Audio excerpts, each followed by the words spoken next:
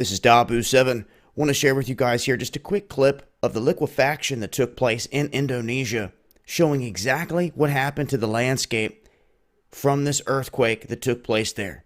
Look at this from satellite imagery.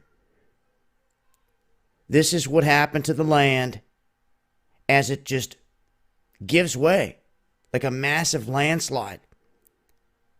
In this whole region, which was houses, farmland, and everything else, gives way. And you would think, to see something like this, there would have to be a massive wall of water pushing in. Well, this isn't the case when you talk about liquefaction, where the earth becomes liquefied pretty much and starts to shift, as you're seeing here.